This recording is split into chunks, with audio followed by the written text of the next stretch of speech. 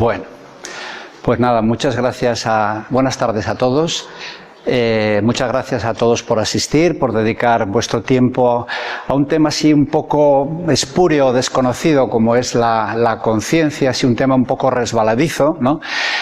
Y bueno, quiero agradecer al Ayuntamiento de Siero el haberme invitado a dar esta charla, especialmente a la señora concejala de Cultura, Aurora Cienfuegos, por su invitación personal dentro del entorno de unas jornadas de salud mental que se cierran precisamente hoy, pues hablar de un tema que es, importante, que es cómo la mente no observada, es decir, todos esos pensamientos y emociones de los que no tenemos conciencia, generan no solamente enfermedad psíquica, sino enfermedades orgánicas. Y puedo deciros que esta charla está basada en mi experiencia personal de más de 40 años como médico, en diversas ramas de la medicina, también en mis conocimientos de psicología transpersonal, que es pues una rama de la psicología que considera que no somos solamente un cuerpo, sino que tenemos alma, tenemos emociones y mentes, pero que hay algo detrás, hay una conciencia, es una psicología centrada en la conciencia, ¿no? Y luego, sobre todo, en mi experiencia con pacientes en el análisis de la conciencia. Ya sé que es un tema un poco así desconocido lo que es el análisis de la conciencia, pero es un trabajo de liberación psicológica que se puede hacer utilizando, o sea, trabajando la conciencia del paciente y pudiendo acceder a aspectos mentales y emocionales a través de la conciencia del paciente. Entonces vamos a ver en esta charla cómo la mente no observada, es decir, todos esos contenidos mentales y emocionales de los que no somos conscientes y que operan día a día en nuestro psiquismo, son generadores de enfermedad, no solo psicológica y psiquiátrica, sino también de enfermedades orgánicas. Porque las enfermedades y el sufrimiento humano no vienen de la nada. O sea, no es, pues qué mala suerte tengo un cáncer, o qué mala suerte me he vuelto diabético, o qué mala suerte que ahora mismo tengo una enfermedad autoinmune, sino que hay una base psicoemocional para todas esas enfermedades y lo entenderemos. Por lo tanto, la enfermedad es un destino oculto. Y esto parece, bueno, pues un tema así un poco esotérico, es un destino oculto. Y a lo largo de la charla entenderéis por qué. Entonces, todos los seres humanos tenemos un deseo profundo en el corazón, que es el de tener una existencia feliz y armónica. Y de hecho estamos en una sociedad del bienestar en la que todos con nuestro trabajo contribuimos a esa sociedad del bienestar.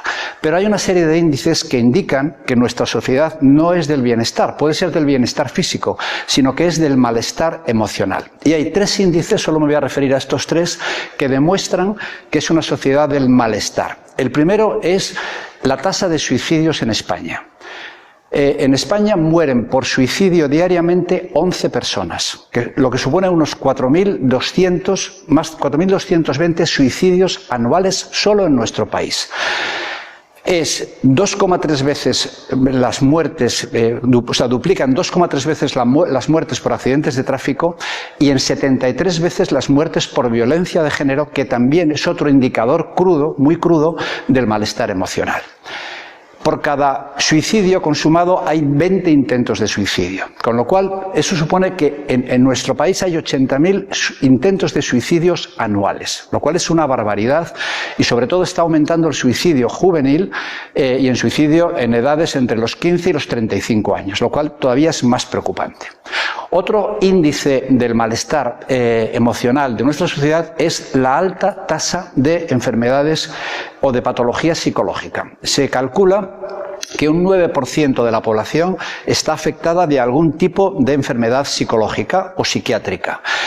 La OMS estima que un 25% de la población mundial pasa a lo largo de su vida por una enfermedad mental grave. Y hay otro índice que es que casi el 40% de la población consume algún tipo de psicofármaco, sean ansiolíticos, relajantes musculares, hipnóticos, etc. Muchos de ellos, además, sin prescripción médica. Y otro tema preocupante, y el que yo lo he ido viendo después de 40 años de ejercicio de la medicina, hace 40 años yo no veía enfermedades autoinmunes y ahora es raro el día que no veo un paciente diagnosticado y tratado con una enfermedad autoinmune. Las enfermedades autoinmunes ha subido su prevalencia muchísimo en la sociedad y están ahora entre, bueno, según estadísticas, entre un 4 y un 7% de la población padece una enfermedad autoinmune. Una enfermedad autoinmune es una enfermedad autoagresiva. O sea, es lo que, como veremos más adelante, un fuego amigo. Es decir, tu propio sistema inmune te ataca a ti mismo. ¿Y eso por qué? Bueno, pues lo vamos a entender a lo largo de la charla. Es una prevalencia muy importante, son enfermedades inflamatorias que generan no solo mucho malestar, sino prácticamente un deterioro orgánico muy potente en las personas a lo largo de su vida. Por lo tanto, como decíamos antes, las enfermedades no vienen de la nada, no vienen y el sufrimiento humano. Hoy día se estima, en estimaciones optimistas, que el 80% de las enfermedades, incluyendo muchos tipos de cáncer, tienen un origen psicoemocional. Y de hecho está surgiendo una nueva especialidad que es la psiconeuroinmunoendocrinología, que reúne 4 especialidades en una para intentar comprender el primer punto, el origen psicoemocional de las enfermedades. Y es una nueva especialidad que está en desarrollo y que ya, bueno, tiene claramente presente que muchísimas de las enfermedades que luego vamos a ver a continuación tienen un origen psicológico. El problema, o sea, en este caso, el cuerpo es el que grita lo que la mente calla. ¿Qué quiere decir esto? Pues que el cuerpo al final fracasa por una mente no observada, por unas emociones que no han pasado por el filtro de la conciencia. Y el problema que hay es que hay un decalaje entre el origen psicoemocional y la presentación de la enfermedad, de meses o años. Por eso muchas veces no se relaciona ese proceso emocional severo que ha tenido la persona con la enfermedad orgánica que aparece 4, 5, 6 años después. Y ahí está ese decalaje. Por eso el tiempo a veces, digamos, genera una sensación de que no hay una relación. A ver, ¿quién de nosotros en nuestra vida se puede librar de tener un despido laboral pues, traumático, yo qué sé, por ejemplo, pues un divorcio traumático o un hijo con una adolescencia problemática, la muerte de un hijo, la muerte de un familiar querido o el tener que atender a un enfermo pues de Alzheimer o con una degeneración de algún tipo que está años y años y años teniendo que ser dependiente? A todos nos puede pasar. El problema es que no es lo que ocurre lo que nos afecta, sino cómo gestionamos eso que nos ocurre. Se sabe que la percepción de felicidad o infelicidad no depende realmente de lo que ocurre, sino de cómo asumimos, gestionamos y valoramos aquello que ocurre. Y veremos cómo, en función de la personalidad de cada uno, esa gestión es diferente y, por tanto, las enfermedades que se generan también son diferentes.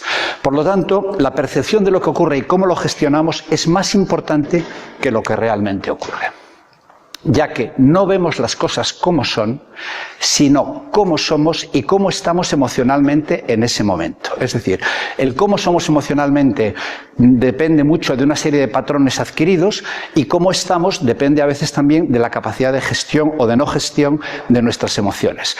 Porque no nos olvidéis que nos enseñan mucha literatura, mucha física, matemáticas, etcétera, pero somos unos auténticos analfabetos emocionales. Es decir, nadie nos ha enseñado a gestionar nuestras emociones y es algo que se tendría que hacer en el colegio desde el principio. Si yo os dijera esta frase, que tu estado de conciencia presente determina no solo la calidad de tu presente, sino tu futuro y la calidad de toda tu experiencia vital, esa frase te llamaría la atención y tendrías un poco más de interés acerca de lo que es la conciencia. Pues es la realidad. Tu estado de conciencia presente determina no solo tu presente, sino tu futuro a medio y largo plazo. Entenderemos lo que es estado de conciencia, nivel de conciencia a lo largo de la charla. Bueno, vamos a pasar. Bien, lo primero que tenemos que entender es que la conciencia, aunque es única, se manifiesta en el ser humano en 3 dominios. Lo que se llama el dominio cognitivo. El dominio cognitivo es el autoconcepto, lo que tú crees ser. Pues yo soy Salvador Alonso, médico, padre de familia, que tengo 2 nietos, no sé qué. Ese es mi autoconcepto, el concepto de lo que yo creo que soy. Y ese es el dominio cognitivo. digamos, es la experiencia, digamos, diaria y mi autoconcepto. Pero los grandes determinantes de la personalidad, es decir, el 90% son inconscientes. Es decir, todos funcionamos con patrones que no sabemos que tenemos. Y, por tanto, el dominio cognitivo acaba siendo muy pequeño en relación a los determinantes profundos de la personalidad. Por tanto, en el subconsciente están los recuerdos que, aunque no están en la primera línea de la conciencia, son accesibles. Si yo os preguntara, a ver, ¿te acuerdas del día de tu primera comunión? Bueno, pues hoy no os ibais a acordar de la primera comunión, pero si sale la palabra primera comunión, podéis tener el recuerdo de la primera comunión porque eso está en el subconsciente. Es un recuerdo accesible. Pero si yo te digo, ¿tienes memoria de cuando tenías 2 años? ¿O tienes memoria de las emociones de tu madre en el vientre materno, cuando tú estabas en el vientre de tu madre, que esas emociones son determinantes de muchos aspectos? ¿O tienes recuerdo del trauma del nacimiento? Todo eso está en el inconsciente. Y muchos de esos traumas generan emociones activas que luego determinan muchas de las respuestas de nuestra personalidad, porque son respuestas que proceden del inconsciente. Y claro, muchos de ellos están en la mente no observada. Entonces ahora vamos a ver cómo estos 3 dominios son generadores de enfermedad. El primero es el dominio cognitivo, digamos, donde estamos ahora, el dominio de lo que creemos ser. Aquí hay 3 fuentes profundas de enfermedad, que son lo que yo llamo las discrepancias cognitivas. La primera es la percepción del yo. Hay muchos egos o muchos yos disfuncionales que cuando se miran hacia adentro ven una discrepancia grande entre el yo percibido, es decir, cómo creo que soy, y el yo anhelado, cómo debería ser. Entonces empieza a haber un autoconcepto de no valgo para nada, todo me sale mal, qué mala suerte tengo, el victimismo, la negatividad, porque hay una discrepancia entre el yo percibido, o sea, cómo me percibo a mí mismo, porque muchas veces esa percepción es cognitiva y por tanto no es consciencial, es una percepción realmente egoica, llamémosle puramente mental, y lo que aspiro a ser. Y cuando hay esa discrepancia, surge el dolor, surge la sensación de frustración, o sea, un montón de emociones que son generadoras de malestar. La segunda discrepancia es el estrés. El estrés es una discrepancia entre el espacio y el tiempo de dónde estoy y dónde quiero estar. La gente que está estresada está en un sitio trabajando o haciendo algo, pero quieren estar en otro, no quieren estar ahí. Y también quieren estar en otro tiempo. Es decir, la persona estresada no vive el presente de lo que está haciendo, sino que tiene su cuerpo en el presente y en lo que está haciendo y su mente en un futuro que predice y que es donde quiere estar. Entonces, esa discrepancia entre donde estoy y donde quiero estar es muy generadora de estrés y por tanto de malestar. Y la tercera discrepancia, que es muy común, es el olvido corporal. Vivimos en cuerpos olvidados por la mente. O sea, no tenemos conciencia de nuestro cuerpo, no lo cuidamos adecuadamente, no nos damos cuenta del estrés que le estamos generando, no nos damos cuenta del malestar que recibe y por tanto ese cuerpo en el que no está presente la mente, porque la mente está volcada hacia afuera y no hacia adentro, es el gran olvidado. Entonces, estas 3 discrepancias se sitúan solo en esa pequeña parte del 5%. Y son muy importantes y muy generadoras del malestar. Entonces, surge una tensión de quién crees ser y quién deberías ser. Y eso es una fuente de, bueno, esto ya es un proverbio chino muy antiguo, es una fuente de enfermedad. Pero a esto se suman los mecanismos de defensa. Es decir, como cuando sientes frustración, sientes ira, sientes rabia porque algo no sale como tú quieres, porque pues, te sientes ofendido por otra persona, lo que sea. Como ese dolor, esa molestia no lo quieres sentir, lo que haces es generas tu mente automáticamente para poder seguir tirando para adelante, genera mecanismos de defensa. Y genera 3 fundamentalmente, que son la evasión. La evasión es como si tú recibes una factura de algo que debes y la metes en un cajón como diciendo, bueno, la olvido y ya la pagaré. Bueno, pues al final lo vas a pagar con intereses. La represión es yo no tengo por qué pagar esta factura, aunque es tuya, y lo que haces es te resistes frente a pagarla. Y la proyección es echar la culpa al cartero de que te traiga la factura, cuando la factura es tuya. El cartero es solamente un emisario. Y eso es lo que ocurre mucho en nuestra sociedad. Proyectamos hacia los demás el malestar que tenemos. Y todas esas emociones que se entierran o que se evaden o se reprimen, por un mecanismo de resonancia emocional, hace que afloren memorias activas que están en el inconsciente. Entonces, esas memorias que están en el inconsciente se almacenan en sitios, eso es algo que lo ha demostrado ya la neurociencia, porque las memorias profundas no se almacenan cronológicamente, no están la de 1 año, la de 2 años o la de 3 años, sino si tú tienes una memoria de abandono con 1 año, porque pasó algo en tu familia y tú te sentiste abandonado, y aunque tú no tengas conciencia de ello, está en tu inconsciente, esa memoria de abandono se activa cuando tienes una discusión con tu pareja o cuando tienes una discusión con, no sé, con un amigo, lo que sea. Entonces, todo eso lo que hace es aumenta la intensidad de las memorias. Y una de las fuentes de esto está en un hecho muy sencillo. Conocéis todo el mundo a gente que funciona perfectamente en la vida y que de repente con 40 años empieza con una depresión. Y dices tú, pero bueno, ¿qué le ha pasado a este? Si era un tipo amable y de repente ha empezado con una depresión, con una tristeza o con una ansiedad que no tenía. Pues muchas veces es que se ha activado una memoria profunda inconsciente que, desencadenada por un suceso similar, y el inconsciente, como funciona con el binomio memoria-similitud, aflora una inconsciencia, una memoria activa inconsciente y complica la situación. Y otro de los y por tanto, todos estos mecanismos de defensa consumen mucha energía, porque si tú tienes que reprimir una emoción que no quieres sentir, si tú tienes que evadirte de algo que no quieres sentir, esa falta de conciencia no es una inactividad psíquica, es un consumo de energía para reprimir, para mantener enterrado aquello que no quieres ver. Entonces, todo malestar que entierras, que no gestionas, que entierras, te consume por dentro. Y la siguiente es la proyección. La proyección es el mecanismo más común, que es culpar a los demás o a la situación de lo que pasa. Es decir, al final tú no tomas responsabilidad de lo que sientes y como le echas la culpa a la pareja, al jefe, a tu compañero de trabajo o a quien sea de la situación.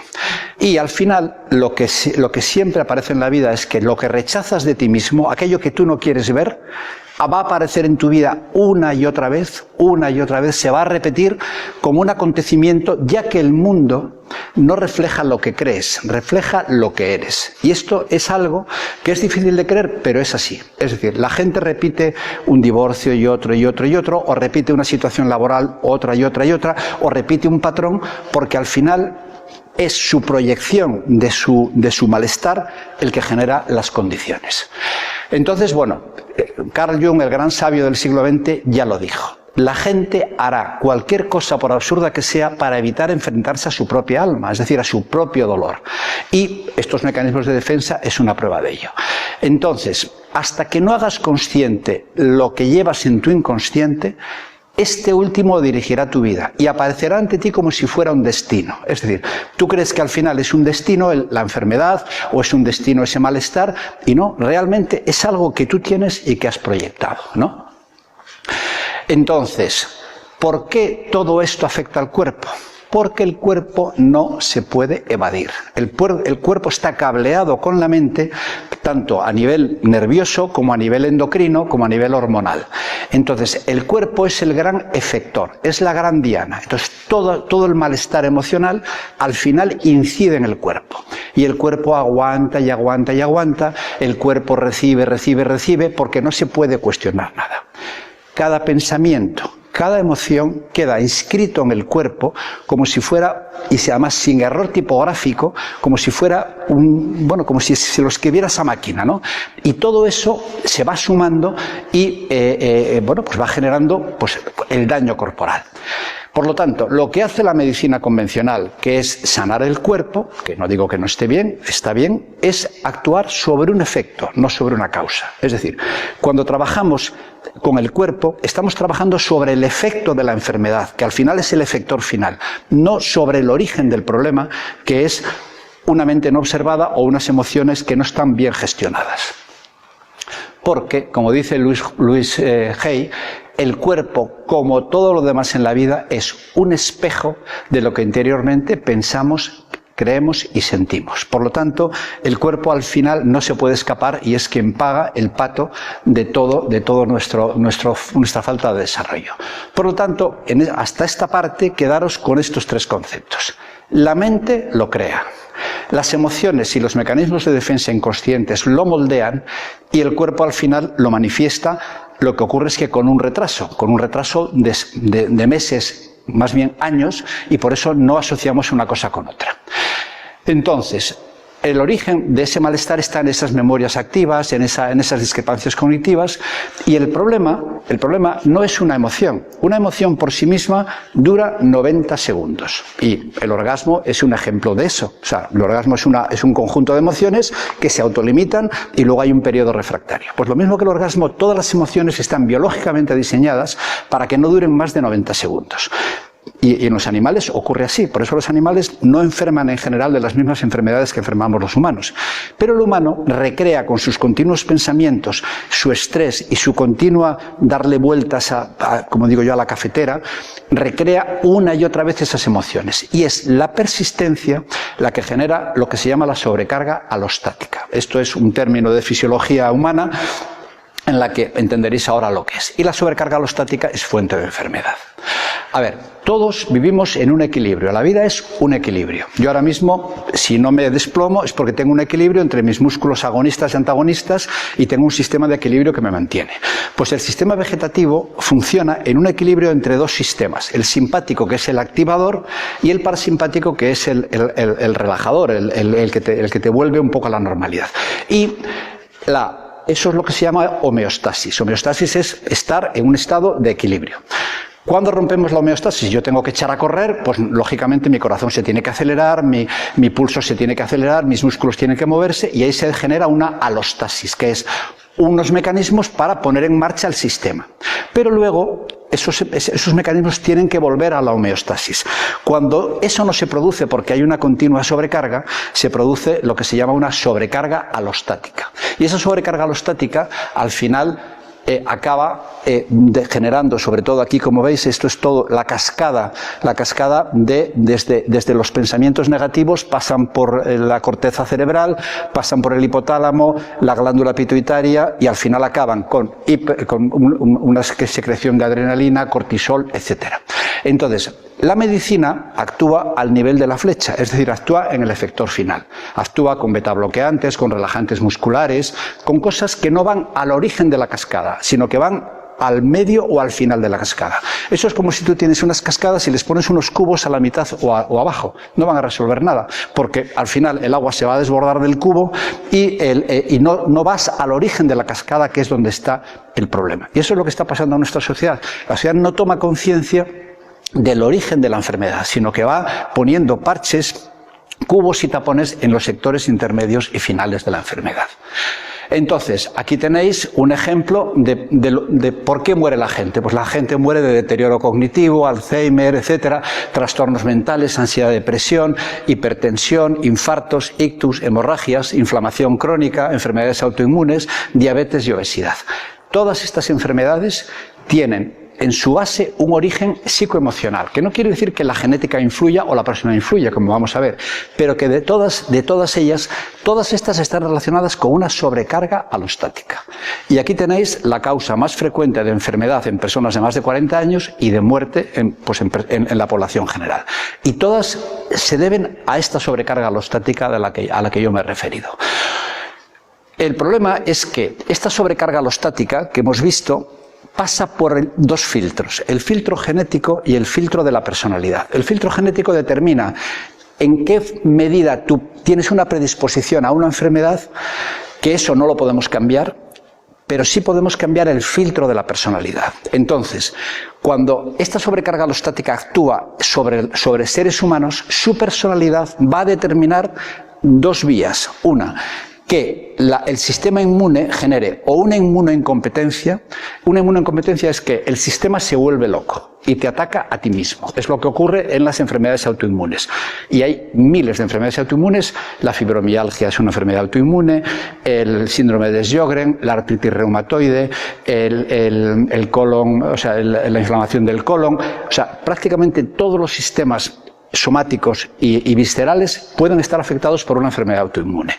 O bien, en otro tipo de personalidad, lo que se produce es una inmunodeficiencia. Es decir, tenemos un sistema inmune que nos está defendiendo de millones de cánceres que surgen todos los días en nosotros. El cáncer es un equívoco de la replicación celular, y lo mismo que cambiamos todas las células del tubo digestivo cada 3 días, pues imaginaros la cantidad de millones bueno, pues en esos hay errores y se generan cánceres, pero el sistema inmune tiene que estar preparado para que esos cánceres no progresen.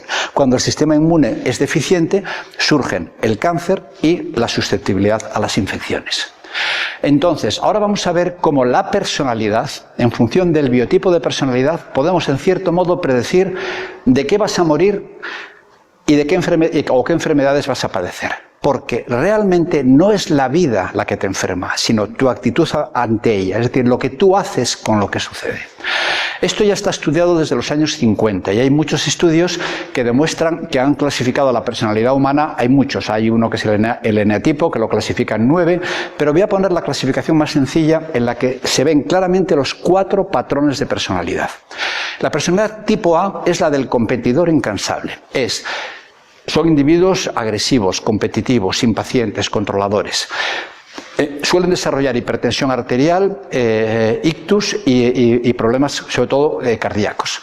Es un tipo de personas que viven en un estado de ansiedad continua, de que son muy controladores, de que la realidad tiene que pasar siempre por ellos, y bueno, pues ese tipo de personas acaban sobre todo con problemas cardiovasculares.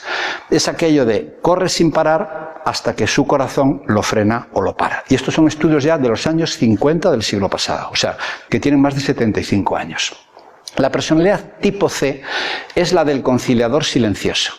Son esas personas que reprimen sus emociones, que no muestran sus emociones, que tienen vergüenza, siempre son personas conciliadoras, pero a base de reprimir sus emociones. Por ejemplo, en la vulnerabilidad emocional y en la dependencia está el origen de la fibromialgia. Es decir, la fibromialgia, todas las personas con fibromialgia tienen un patrón de personalidad de tipo C, y es algo que ya está muy comprobado. Entonces, en este tipo de personalidad, la frase sería: traga tus emociones y un día el cuerpo te devolverá la cuenta.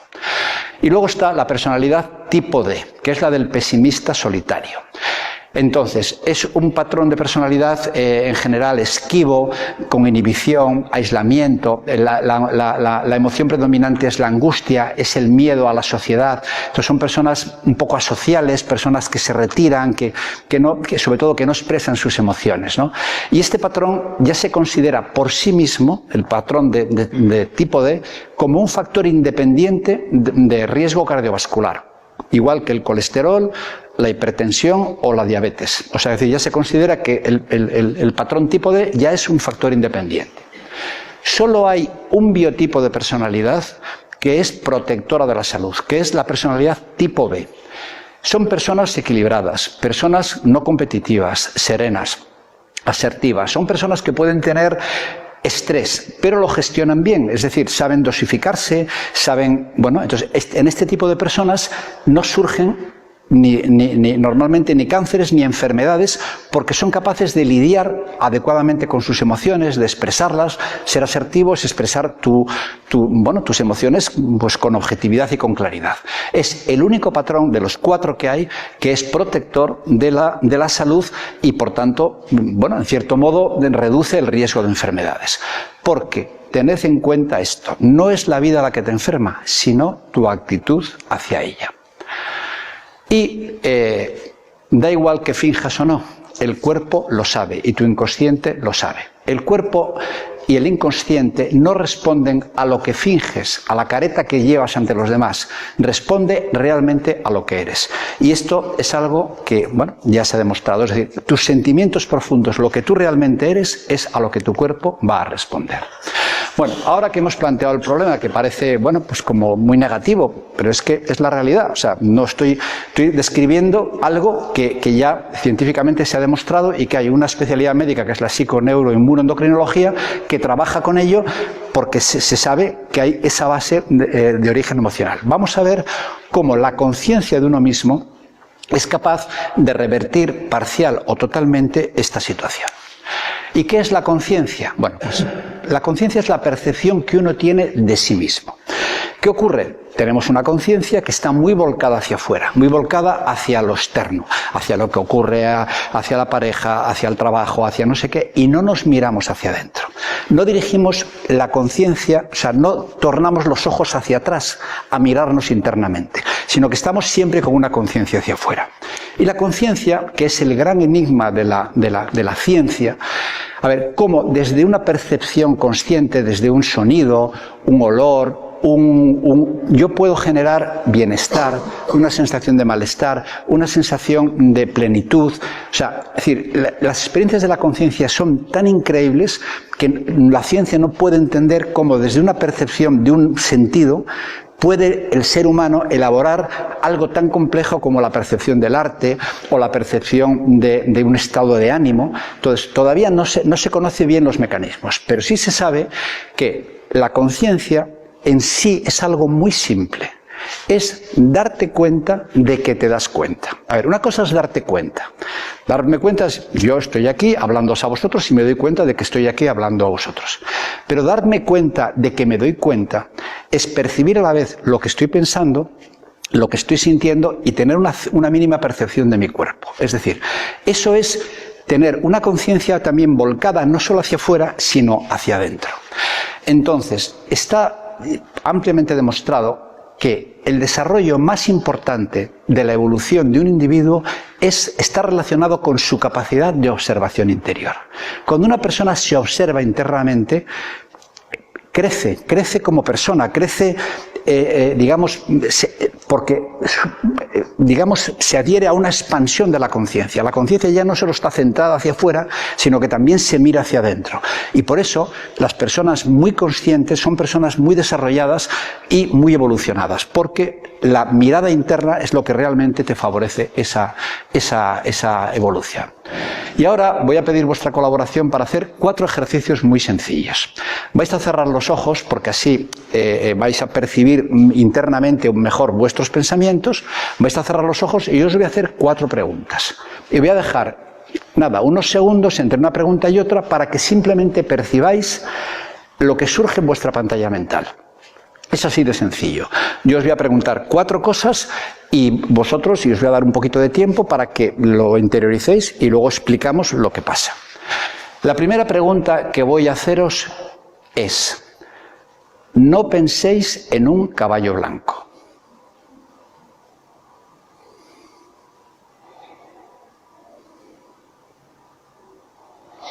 La segunda pregunta es: preguntaros a vosotros mismos ¿cuál va a ser vuestro próximo pensamiento?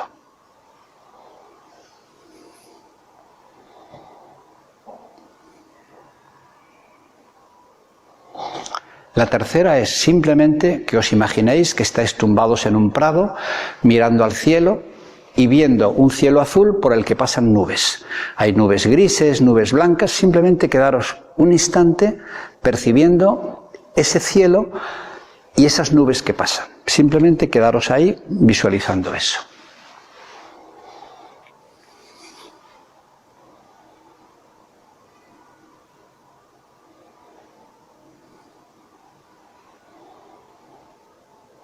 Muy bien. Y la siguiente pregunta y última es: quiero que os imaginéis un tikbalán. Un tikbalán.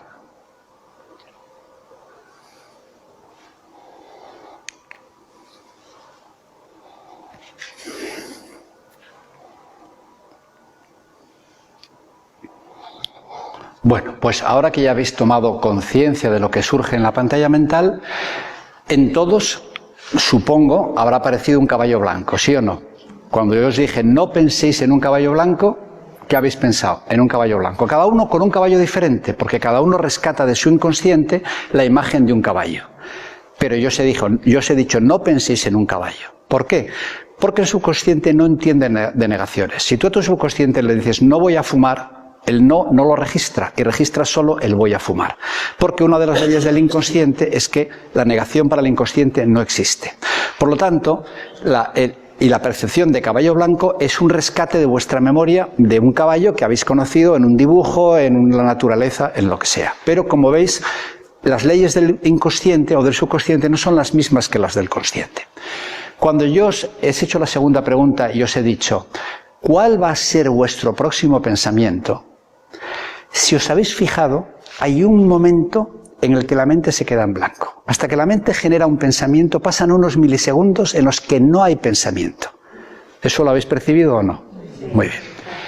Por lo tanto, la mente se puede parar. O sea, si una frase que se llama un satori, que es una frase en japonés que significa un absurdo, ¿no? Un absurdo genera a veces esa sensación de no hay mente. Y cuando os he dicho, bueno, pues ahora os tumbáis en un prado y vais a imaginaros, pues eso, un cielo y las nubes transitando. Esa es la relación que hay entre conciencia y mente. La conciencia es el cielo, el espacio, es tu espacio. Y lo que pasa, las nubes sean grises, marrones o blancas, son los pensamientos. Por lo tanto, tú puedes situarte en un espacio y distinguir cómo pasan esos pensamientos que son esas nubes. Y eso se ve mucho en meditación. Tu meditación puedes ver el flujo de tus pensamientos sin agarrarte a ninguna nube o a ninguno de ellos. Y la cuarta pregunta es, quiero que os imaginéis un tikbalang. ¿Qué es un tikbalang? Pues es un animal mitológico filipino.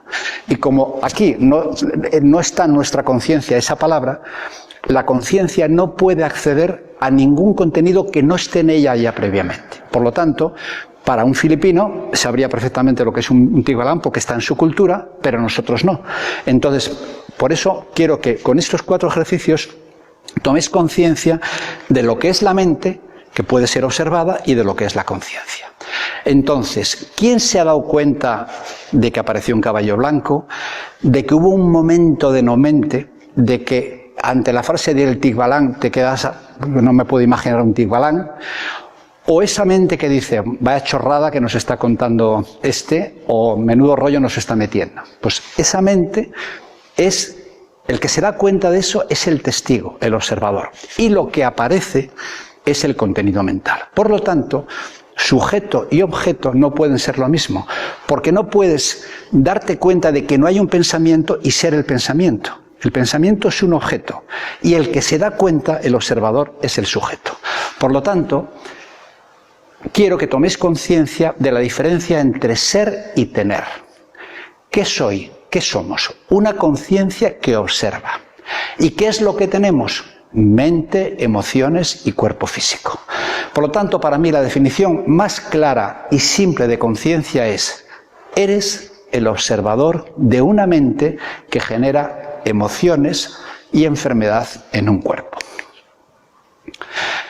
Entonces, ya Jung, a principios del siglo XX, lo dijo: quien mira hacia afuera sueña, quien mira hacia adentro despierta.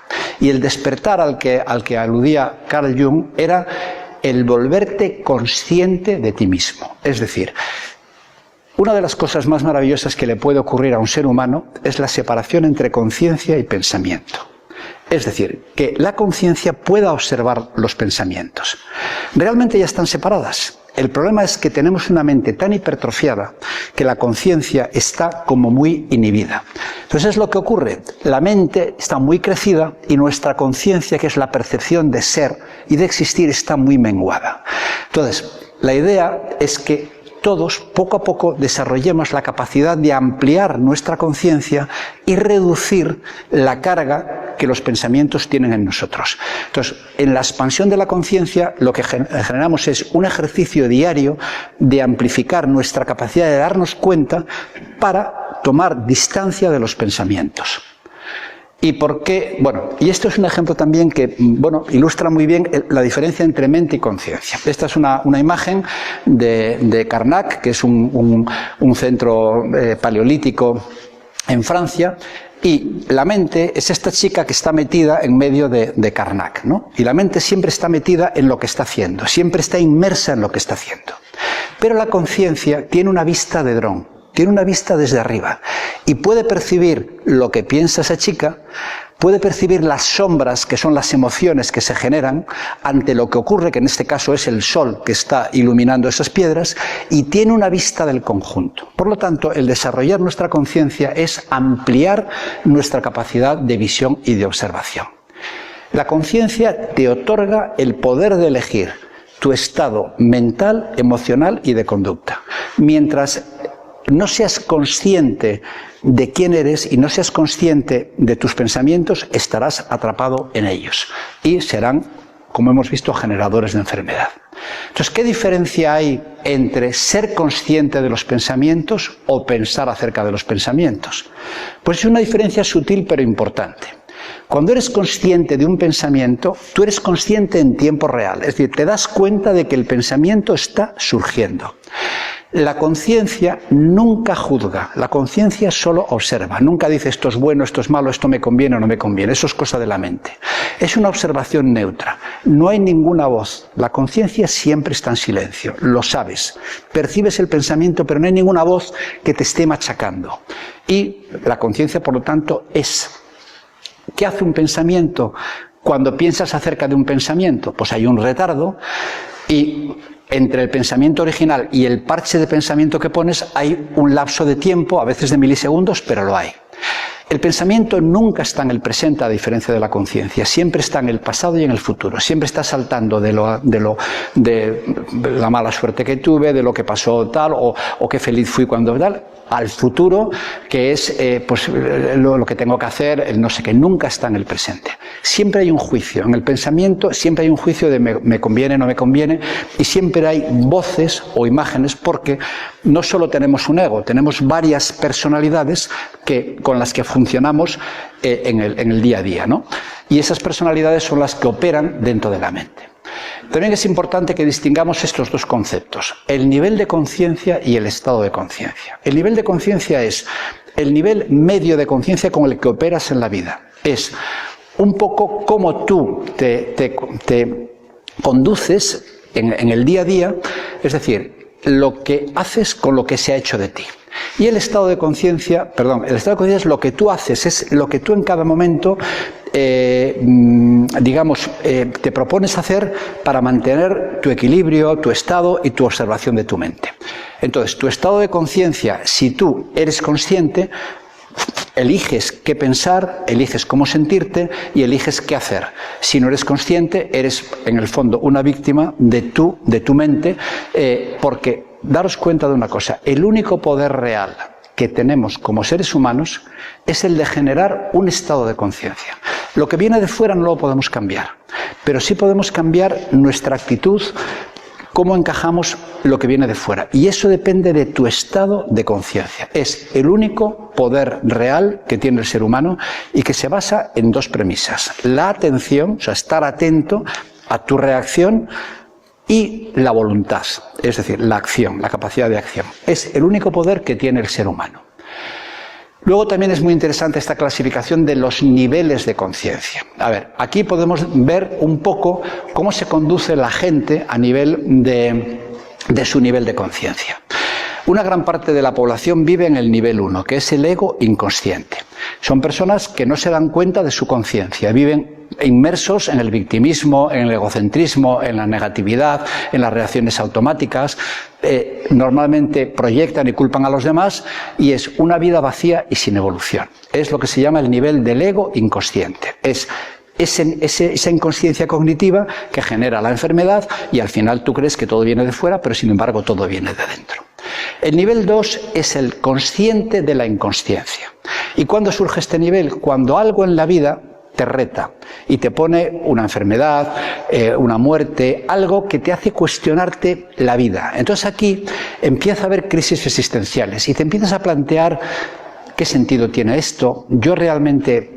O sea, empiezas a tomar conciencia de ti mismo. Entonces, lo que ocurre es que este nivel, si es inestable, bajas rápidamente al nivel 1, con lo cual pues puedes tener un atisbo de conciencia, un atisbo de tomar las riendas de tu realidad, pero si no lo mantienes, bajas de nuevo al nivel 1. El nivel 3 es el del ego autoconsciente, es cuando aparece la conciencia testigo, o sea, cuando empiezas a tomar las riendas de tu realidad desde la conciencia. Entonces ya hay una separación, como decíamos antes, entre conciencia y pensamiento, y surgen el propósito, la serenidad y un cierto nivel de paz interior. Aquí ya no hay marcha atrás, porque has tomado conciencia de tu conciencia y de la importancia que tiene, con lo cual cuidas los pensamientos que generas, cuidas las emociones y cuidas tu cuerpo físico, porque sabes que eso son las herramientas que tiene tu conciencia para funcionar en la vida. Y hay el nivel 4, que es el nivel de las personas iluminadas, de los místicos, donde ya hay una conciencia totalmente consciente de sí misma. Entonces ya hay una unidad de la propia conciencia, ya no hay una separación de la personalidad, sino que hay una unicidad. Y ahí surgen las experiencias inefables y místicas. Otra clasificación de la conciencia muy interesante es la del doctor David Hawkins, que fue un psiquiatra americano, un gran investigador de la conciencia. Realmente yo creo que es el único investigador científico americano que ha llegado a iluminarse al final de su vida. O sea, una persona que realmente accedió a una iluminación a través de su conciencia. Y él hizo muchos estudios de qué emociones genera cada nivel de conciencia.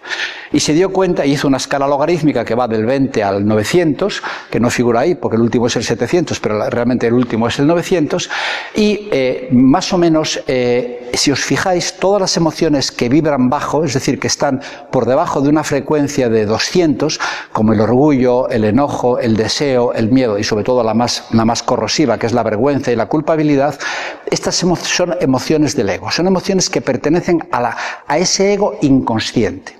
Y a partir del 200 surge el coraje, que surge la sensación de tomar las riendas de tu vida como ser consciente. Y a partir de ahí, a partir de ese coraje, el tipo de emociones que generas ya no son emociones, son sentimientos sublimes. Está la aceptación, el amor, la alegría y la paz. Y esta escala está plenamente demostrada por técnicas muy profundas, ¿no? Entonces, en el nivel bajo, ¿qué hay? Pues ego, emociones. Toda emoción es polarizada, entre el bien y el mal, entre me gusta, no me gusta, el malestar, hoy estoy bien, hoy esto me hace feliz, esto me hace sentirme mal, porque lo que hay es simplemente una reacción a lo que está ocurriendo. Y ahí surgen el malestar, la irritación, la aflicción. Y todos este tipo de generaciones son generadoras de enfermedad. En cambio, cuando tú, a través de tu nivel de conciencia, eres capaz de desarrollar sentimientos sublimes como el bienestar sin objeto, la calma, la dicha, el amor, la compasión, todo esto parece un cuento de hadas, pero es real. Es decir, si tu estado de conciencia te permite generar estos sentimientos sublimes, son sentimientos generadores de salud y de potenciación de tu nivel de conciencia. Por lo tanto, ¿qué tengo? ¿Qué tenemos? Pues emociones, cuerpo físico y mente. ¿Qué soy? Una conciencia que lo observa.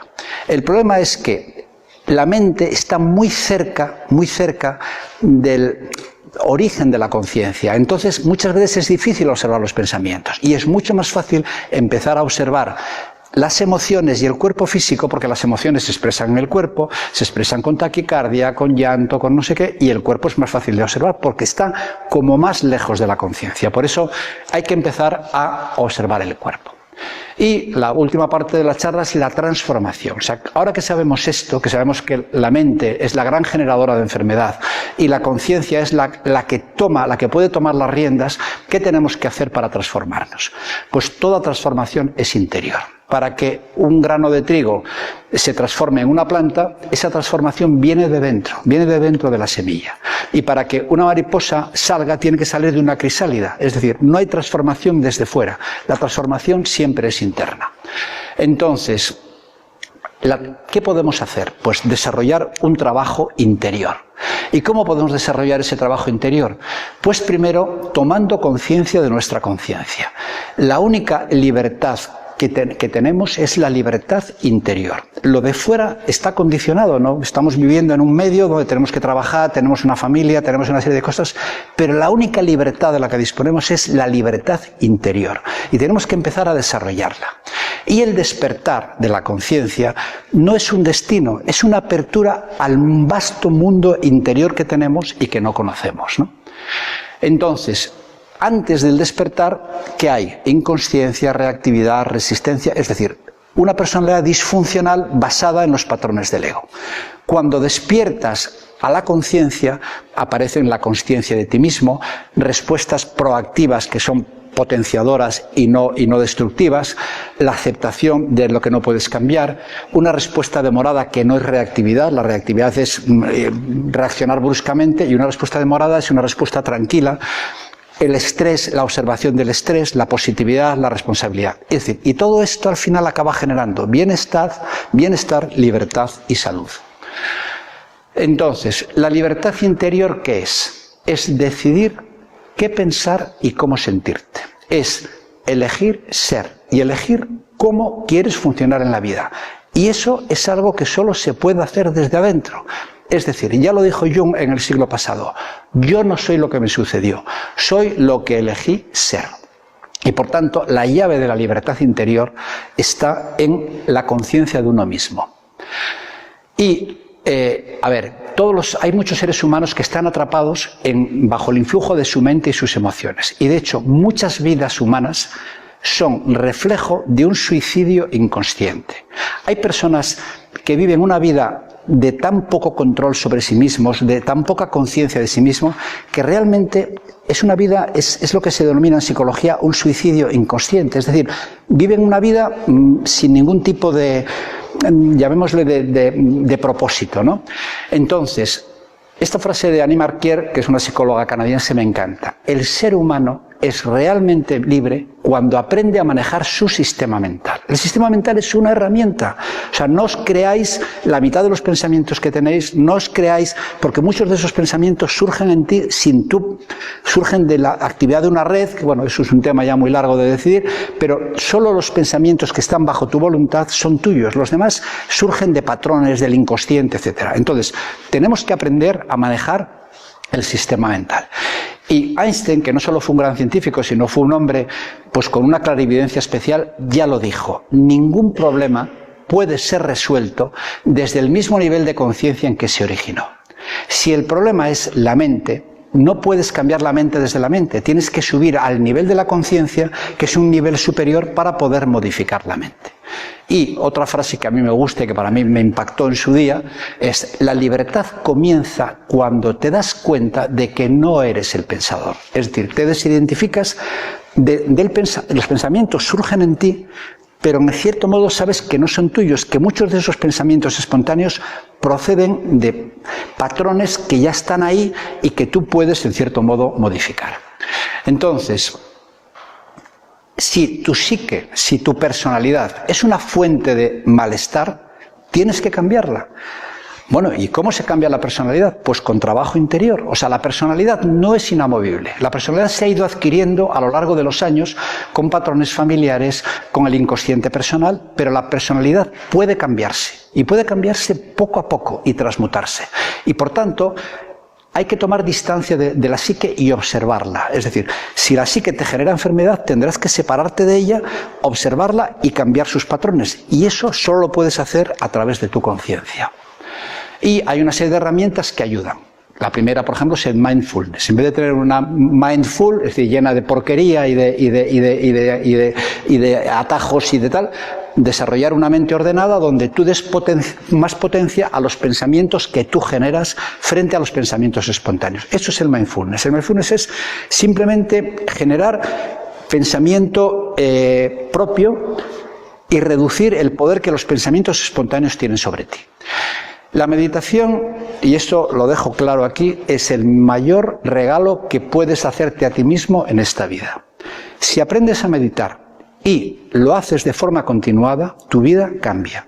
Tu vida se transforma en tienes mucha más capacidad de observación interior, tienes una capacidad de estar tranquilo durante el día. Es decir, la meditación y además la meditación no tiene ninguna connotación religiosa, ni espiritual, ni nada. O sea, cada uno la puede ver como quiera, pero es realmente una herramienta que te ayuda a reducir las tensiones internas, a conocerte a ti mismo, a reducir el influjo de la mente y a tomar un poco las riendas de tu vida. Y luego todos los ejercicios corporales de yoga, tai chi, qigong, etcétera, son muy buenos porque ayudan a tener conciencia corporal, desarrollan tu capacidad de observación de tu cuerpo y a través de tu cuerpo generar estados de conciencia pues un poco especiales, ¿no? Bueno, esto no me quiero entretener, hay estudios, vamos, cientos de estudios de neurociencia hechos en monjes budistas. Este es un monje francés, Ricard, que bueno, tiene estudios de meditación, son monjes muy acostumbrados a meditar y se ha demostrado los efectos psicológicos, fisiológicos y existenciales de la meditación. No me quiero entretener en esto más. Por lo tanto, otra cosa es la gestión del estrés. A ver, todos estamos estresados, ¿pero por qué? Porque el estrés es inconsciente. La única forma de controlar el estrés es hacerlo consciente. Desde el momento en que te das cuenta de que estás estresado, ya no estás atrapado en el estrés. O sea que el primer paso es darte cuenta, tomarte conciencia de que hay estrés. Y cuando sientes estrés, pregúntate, ¿quién está estresado? Para que te des cuenta que el que está estresada es la mente, los patrones, pero que tu conciencia, que se da cuenta de que hay estrés, es capaz de modificarlo. Y hay una frase que ayuda, que es un decreto personal. Mi estado de conciencia es lo primero y después todo lo demás.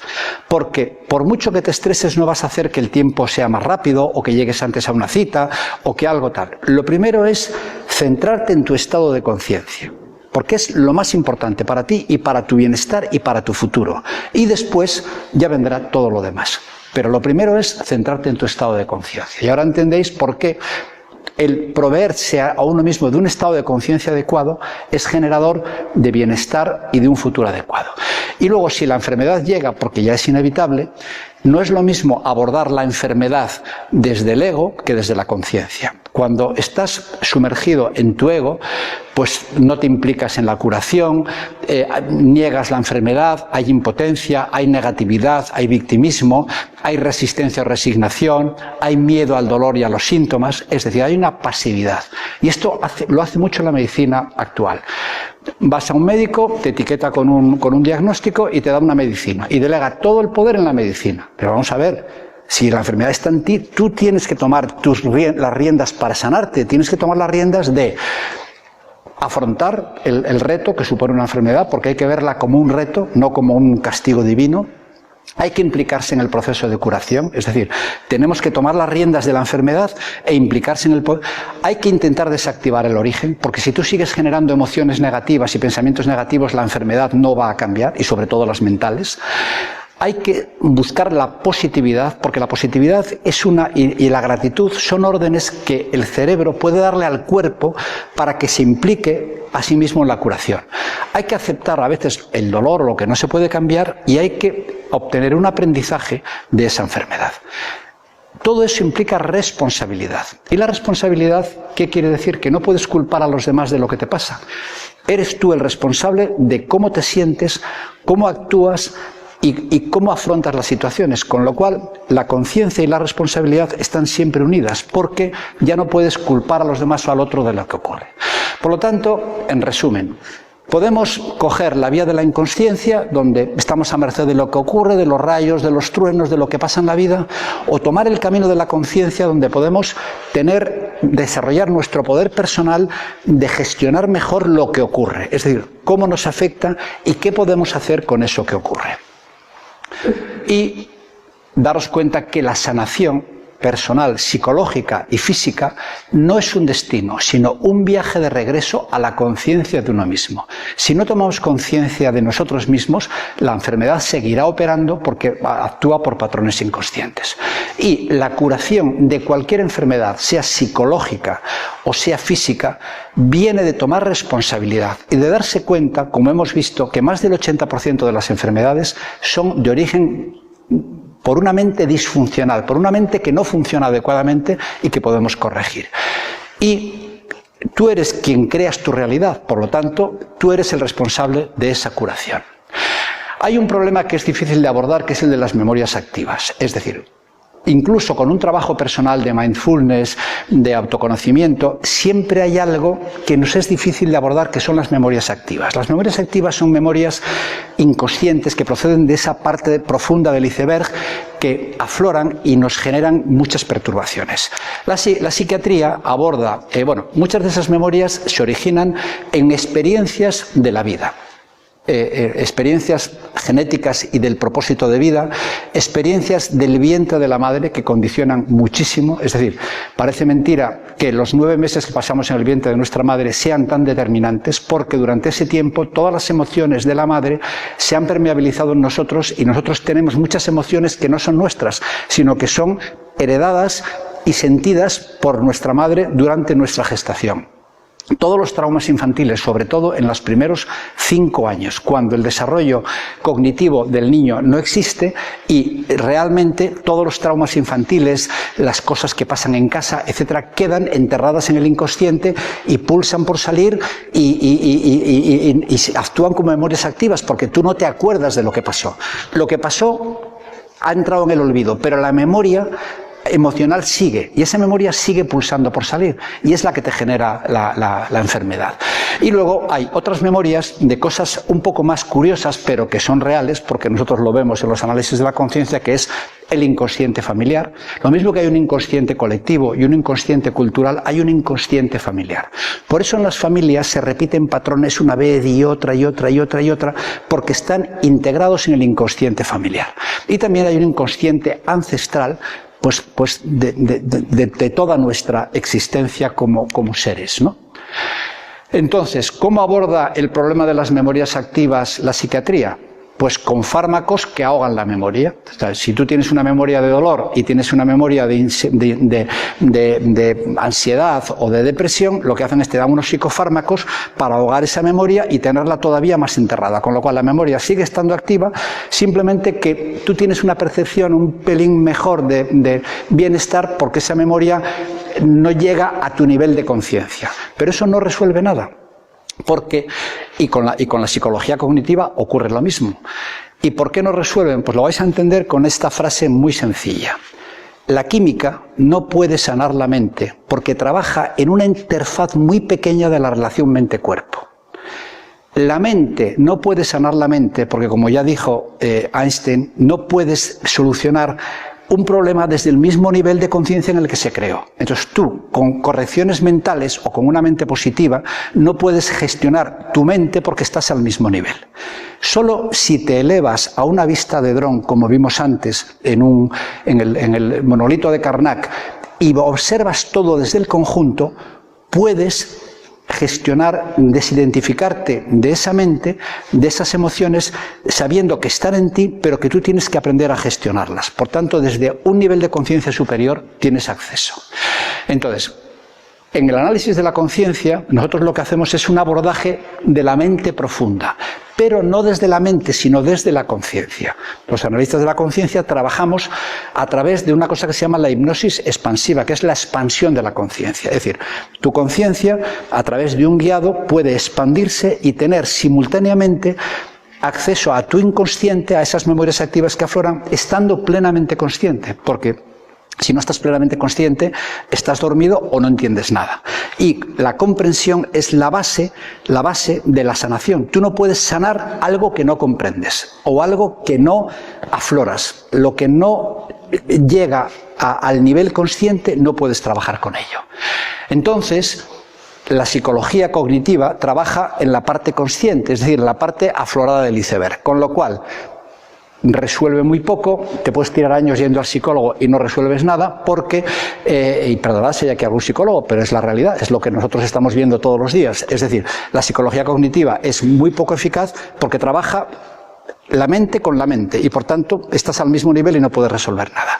Cuando tú entras a un nivel de inconsciente profundo, pero estando plenamente consciente, puedes acceder a memorias de largo plazo, a valores, a emociones, y tienes una percepción de la realidad muy diferente. Es decir, el estado de conciencia expandida es un estado como esa vista del dron, donde ves todo, ves toda ves las emociones que surgen, ves los pensamientos, ves cómo reaccionas, ves tus mecanismos de defensa y por tanto puedes trabajar con ellos, ¿no? Entonces, el estado de conciencia expandida es un estado natural. Todos podemos acceder a ese estado de conciencia expandida. Simplemente que si alguien te guía, pues no te pierdes, pero es un estado natural. A ver, un estado de conciencia expandida, así muy simple, es cuando vamos conduciendo por una autopista y tú vas conduciendo tu coche, tú no te das cuenta ni de lo que haces porque estás pensando en la reunión que tienes mañana, en el problema con tu hijo, y tu mente está ahí y sin embargo tu inconsciente está dirigiendo tu coche y tú no te la pegas. Eso es un estado de conciencia expandida de forma puramente, digamos, natural. Tu inconsciente guía el coche, porque el inconsciente siempre nos protege, pero también nos saca todas esas memorias que quiere resolver, y tu parte consciente está en otro lado. Pues prácticamente no estás dándote cuenta ni de lo que estás haciendo porque estás pensando en otra cosa. Entonces, la expansión de la conciencia es un estado natural que, si es guiado, puede permitir que la persona aflore a esos contenidos inconscientes estando plenamente conscientes. Entonces, ¿cómo funciona? Primero vas siempre al origen de la perturbación, con lo cual vas a la parte alta de la cascada, no pones un cubo al medio y al final, sino que vas al origen de esa cascada psicoemocional donde está el origen del problema. Trabajas con los mecanismos de defensa, con esos mecanismos que hemos visto que lo que hacen es entierran las emociones, porque cuando tú le haces ver al analizado qué le hace hacer y qué le impide hacer en su vida esas emociones, estás entrando en sus mecanismos de defensa para desactivarlos. Y luego se hace un trabajo terapéutico, pues a través de una catarsis emocional, de adquirir un nivel de conciencia donde la persona puede verse con un nivel de conciencia superior, comprensiones, bueno, una serie de trabajos terapéuticos que desactivan todo eso. Y hay unos parámetros con los que siempre funcionamos. No hay juicio, se trabaja con la experiencia que sale. No hay manipulación, nunca se lleva al analizado donde él no quiere. La experiencia es del analizado y tú guías la experiencia que tiene. No hay consejos, los consejos no valen para nada. Simplemente la persona tiene que descubrir lo que necesita. No hay condicionamiento y solamente un acompañamiento compasivo. Tú simplemente lo guías para que lo vea, pero que lo tiene que ver él. Tiene que verlo la persona y tiene que ser la misma persona la que decida qué hacer, porque no hay ningún tipo de condicionamiento ni de manipulación. Entonces, ¿cuáles son los fármacos con los que trabajamos en la expansión de la conciencia? Pues mira, trabajamos con el Comprendumax, que es un sistema cognitivo para entender el origen. Trabajamos con el Paracetamol, que es un analgésico del alma. Trabajamos con el Transformadol, donde transformamos el dolor en comprensiones. Trabajamos con el Amorprazol, que es un analgésico muy potente del alma. Es decir, estos son los fármacos con los que trabajamos. Es decir, fármacos que no tienen efectos secundarios y que además son de libre prescripción. Y tomad conciencia de lo que somos. Somos una conciencia temporalmente embotellada en un personaje. O sea, lo que somos de verdad es una conciencia y estamos embotellados en un personaje, en el personaje que creemos ser. Entonces, hay dos grandes preguntas que nos tenemos que formular. La primera, ¿quién maneja a quién? ¿Es la conciencia la que maneja al personaje o es el personaje que se maneja a sí mismo de forma disfuncional con su propia mente? Esa es la primera pregunta que nos tenemos que hacer. Y la segunda pregunta es, ¿quién trasciende a quién? ¿Es la conciencia la que trasciende al personaje o es el personaje el que trasciende a la conciencia? Esas respuestas son personales y cada uno tiene que tomar la decisión de si quiere seguir siendo un personaje fuera del control de su conciencia o tomar conciencia para que el personaje esté dirigido por su conciencia, que es la que al final lo va a trascender. Y quizás la vida va por ahí, por estas 4 A's: agradecer, ayudar, aprender, aceptar y amar. Estas son las 4 grandes verdades de la existencia. Y si las ponemos en práctica, podemos desarrollar un estilo de vida mucho más feliz. Y de toda esta charla quiero que os quedéis con esta frase. La enfermedad y el malestar son la forma que tiene el cuerpo de decirnos que hay una idea falsa en la mente, una memoria activa no resuelta, algo que no es correcto, y que a través de la toma de conciencia podemos corregirlo y liberar esa idea falsa que está en la mente. Y bueno, nada, muchísimas gracias. Y como dice Mafalda, cuando no sepas qué ponerte, ponte feliz, que combina con todo. Entonces, es la niña consciente.